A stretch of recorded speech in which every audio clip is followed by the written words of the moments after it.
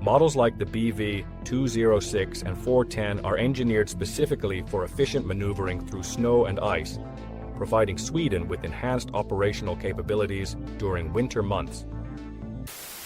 Olá pessoal, sejam bem-vindos ao meu canal. Meu nome é Natália, mas você pode me chamar de Nath. Eu adoro reagir e aprender sobre outros países, especialmente aqueles que são bem diferentes do meu em termos culturais e econômicos. Então, se você gosta desse tipo de conteúdo, fica à vontade para se inscrever. Vou adorar ter você por aqui.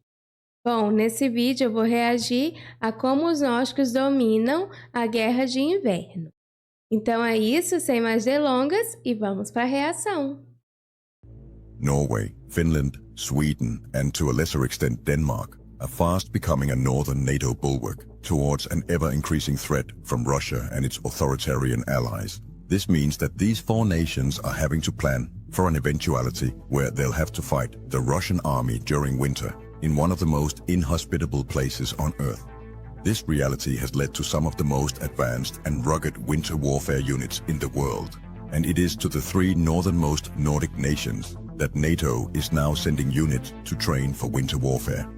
In this video, we'll have a look at how the Nordic nations became masters of winter warfare, their tactics, gear, and how attacking any of them in winter would be a very bad idea.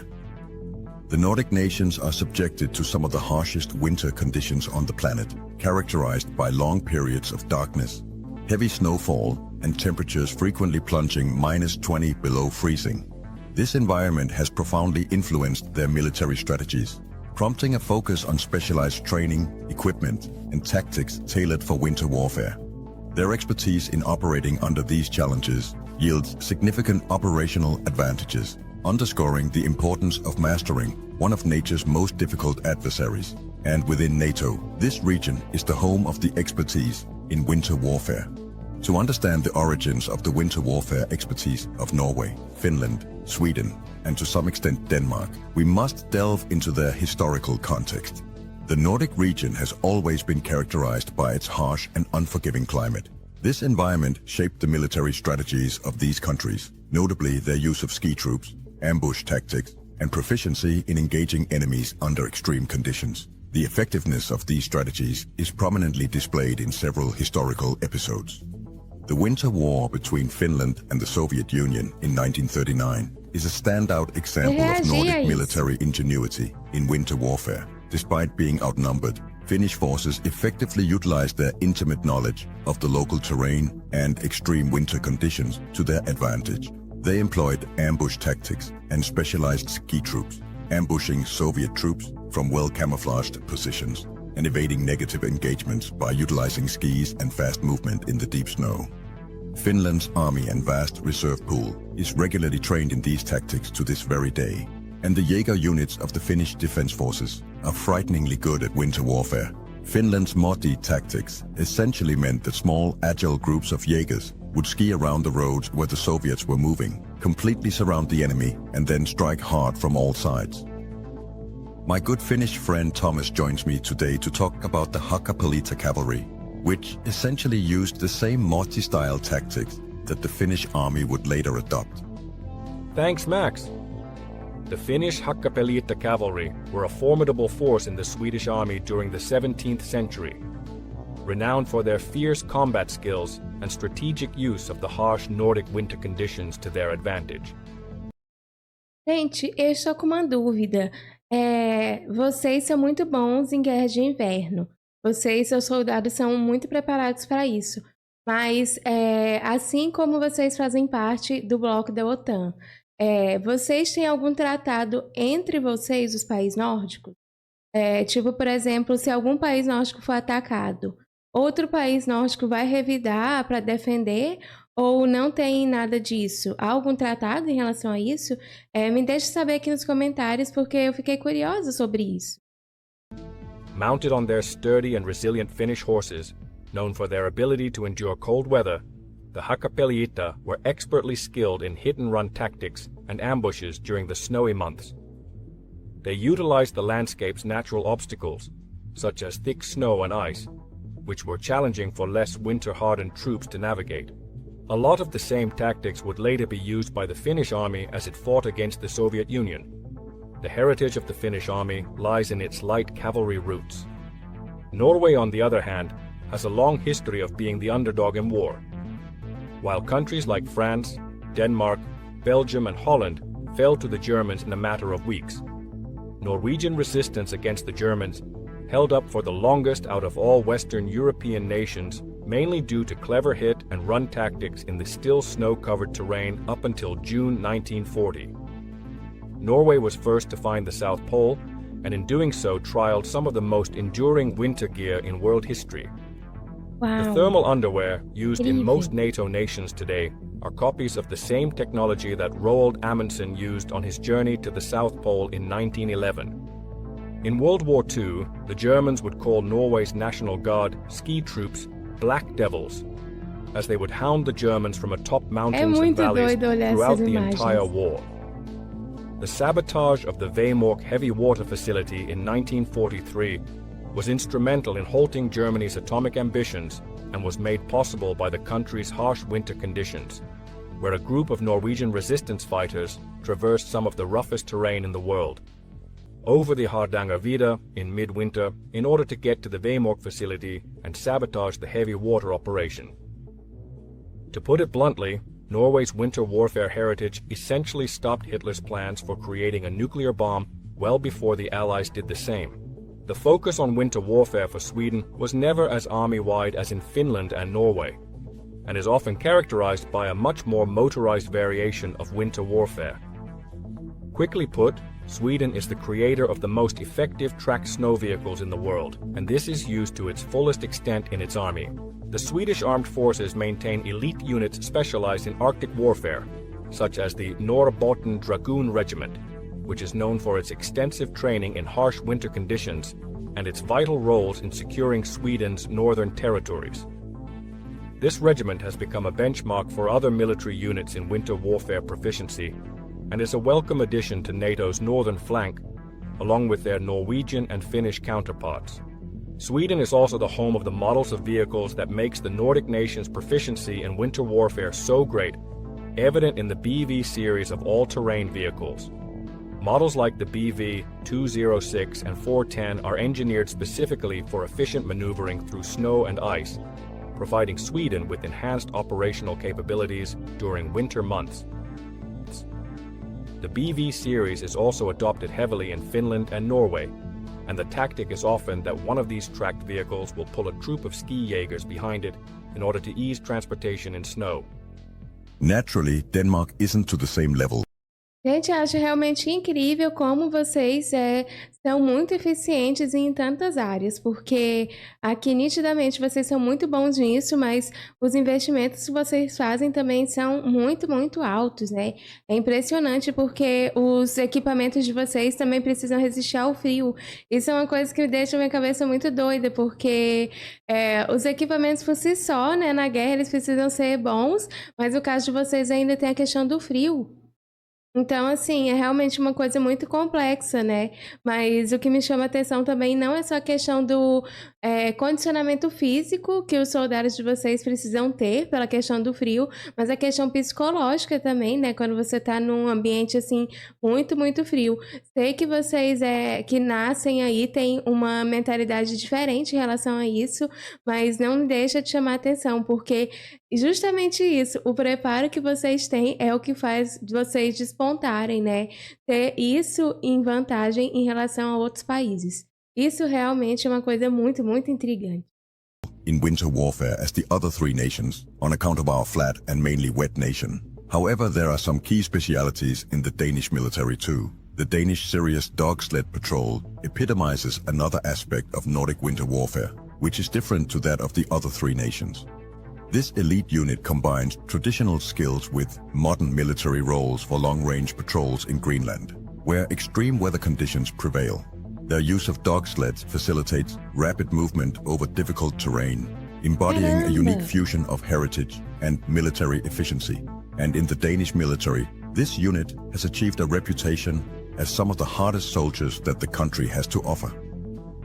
Norway plays a crucial role in enhancing NATO's winter warfare capabilities through Isso é muito curioso porque mostra como cada país nórdico é único, mas cada um acaba tendo uma função também nessa questão, né? A gente vê que ele fala que é a questão da Dinamarca, mas acaba que a Dinamarca também tem um papel aqui essencial, né? Eu acho que não se trata de você ser o melhor em tudo, mas você ser muito bom naquilo que você sabe fazer. Isso realmente faz uma diferença aqui. Exercises such as cold response, Nordic response, and special operations training for, among others, British and American special forces.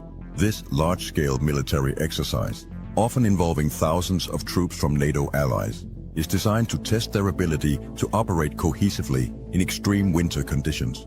Participants engage in realistic scenarios related to combat and survival practices, further refining their ability to manage joint operations in harsh climates. If you've ever been in Norway to train with the Norwegians, you'll likely have fond memories of being asked to take a plunge into a freezing lake in full gear in order to condition your body to what that would be like. Personally, I did this in the 90s, and I think I'm still freezing in some of my toes after the experience. The Norwegians also have a proud heritage of using what they call NATO planks as skis, which are essentially skis that you strap onto your military boots to become extra mobile at short notice. Nordic military training programs place a strong emphasis on adaptability in extremely cold conditions, honing techniques for managing body heat while ensuring stealth. Soldiers undergo rigorous training in skiing, navigating snow-covered terrains, and constructing snow shelters, skills that allow them to optimize the tactical advantages winter weather can provide. Whole groups of soldiers from other nations are often placed in nature with some local guides and are shown how to survive for a prolonged period in the Arctic conditions of Norway's northernmost counties. Most NATO nations send their special forces to Norway to train with Norway's famed special operations teams, and both American and British soldiers tell me that their training in Norway is some of the hardest they ever have to go through. The newly opened NATO Amphibious Warfare Center in Sørreisa, Norway, represents a significant advancement in the alliance's strategic posture within the Arctic region. This specialized facility is designed explicitly for training NATO personnel, particularly from the United States, United Kingdom, and the Netherlands, in amphibious operations under Arctic conditions. The center's establishment is a direct response to increasing geopolitical tensions in the area, particularly concerning Russia's military activities in the Arctic, including its proximity to Norway's border and the key port of Murmansk. By providing a dedicated space for amphibious assault training, the center will enhance joint operational readiness and interoperability among NATO allies. This is crucial as Arctic warfare demands unique skills and tactics, distinct from traditional cold weather operations. The center aims to create a comprehensive training environment that will not only prepare allied forces for potential conflict scenarios but also promote collaboration in addressing emerging security challenges in the region. Moreover, Sørreisa's strategic location enhances its role as a NATO hub, pivotal for both air operations and prospective amphibious campaigns. The facility is expected to conduct joint exercises that simulate real-world scenarios, thereby equipping forces with the necessary experience to respond effectively in crisis situations. As NATO continues to adapt to the evolving security landscape, this Arctic Amphibious Warfare Center will serve as a cornerstone for strengthening collective defense capabilities and ensuring the alliance's readiness to operate in one of the world's most challenging environments. This area of Norway is particularly hard to invade, being situated in an area where the topography favors the defender to such an extent that just having the training facility there should provide a massive deterrent. When looking at the map, it is also understandable why this location was picked. This part of Norway is close to Sweden, Finland, and Russia, and at the same time it is located in an area where reaching Svalbard and Iceland would be fairly easy. It is also within range of the most important shipping lanes in the European North Atlantic and closely connected to Greenland's territorial waters. The Nordic countries have turned their geographical challenges into substantial military advantages, fueled by extensive historical precedent and modern innovation. Their expertise in winter warfare is vital not only for their own security, but also significantly beneficial to international allies. Sweden and Finland, alongside Norway's training initiatives, especially in exercises like cold response, showcases a commitment to fostering resilient military forces adept at operating in one of the world's most challenging climates. A while back, we discussed the importance of the new Nordic alliance within NATO. And this winter warfare cooperation is another one of the assets that will make the Nordics one of the hardest regions in the world to invade. Russia struggles in flat country in Ukraine. Imagine trying to attack Norway or Finland with the amount of skill and expertise that their armed forces possesses in their home terrain. As Mark Rutte recently said, we need to project strength, and these three Nordic nations are doing their bit to be strong for their allies. In conclusion, the Nordic countries have turned the harsh challenges of their winter landscapes into formidable advantages in military strategy. From the historical prowess of Finland's winter war to Norway's savvy World War II resistance operations and Sweden's specialized winter units, these nations have developed a mastery of winter warfare that stands unparalleled. Through expert training exercises like NATO's Cold Response and unique units like the Danish Serious Dog Sled Patrol, the Nordics continue to lead in adapting to and capitalizing on one of the most challenging environments for military operations. Their ongoing commitment to evolving their tactics and technologies ensures that their frosty frontiers remain a stronghold of defense innovation. This expertise not only safeguards their own territories, but also offers invaluable lessons and strategies for cold weather military operations worldwide. As always, we hope you enjoyed this video, and I hope you enjoyed Thomas's voiceover. He's one of the people that will participate more in the channel while I get deployed. Gente, eu acho incrível como vocês nórdicos são tão eficientes em tudo que vocês fazem. É fantástico isso. Eu realmente fico chocada, porque essa questão mesmo do frio, né? Eu acho que isso já ajuda a moldar muito a forma como vocês lidam com essas questões táticas, né? Porque, querendo ou não, isso é uma coisa que influencia no treinamento militar. E vocês têm uma vantagem muito grande nisso, porque enquanto outros países, né, a maioria não consegue lidar com esse frio extremo, vocês simplesmente veem isso com uma naturalidade, né? E assim, vocês, né, civis, veem isso com naturalidade. Então, imagina um soldado, né, que é um nórdico. Ele vai ser muito melhor preparado para isso. Ele vai ver isso com a naturalidade ainda maior. O treinamento, né, o preparo físico, né, e o preparo psicológico dos soldados de vocês realmente é de altíssimo nível, né? Porque quando a gente está falando disso, a gente não pode esquecer também que tem esse fator psicológico no frio também. E realmente isso é incrível, porque isso coloca vocês numa vantagem absurda, realmente muito, muito alta. Fora também a questão dos investimentos que vocês fazem, né, em relação aos equipamentos, que realmente eu acredito que deva ser aprimorado pela questão do frio. Eu não sei se vocês têm um gasto maior em relação a isso, mas realmente eu acho incrível como vocês são muito bons nisso. Eu vi o vídeo falando sobre a Finlândia e a Rússia, né, a guerra de inverno, e aquilo foi realmente chocante. É incrível como vocês conseguem estudar, analisar e desenvolver estratégias se baseando numa questão que pode ser muito assustadora, né, que é a questão desse frio extremo. Então, realmente é uma coisa doida. Mas, bom, essa foi a minha reação. Eu espero que você tenha gostado desse vídeo. Se você gostou, considere se inscrever. Vou adorar ter você por aqui. E se você já foi inscrito, não esquece de ativar as notificações. Então é isso. Obrigada por assistir esse vídeo e nos vemos na próxima reação. Tchau!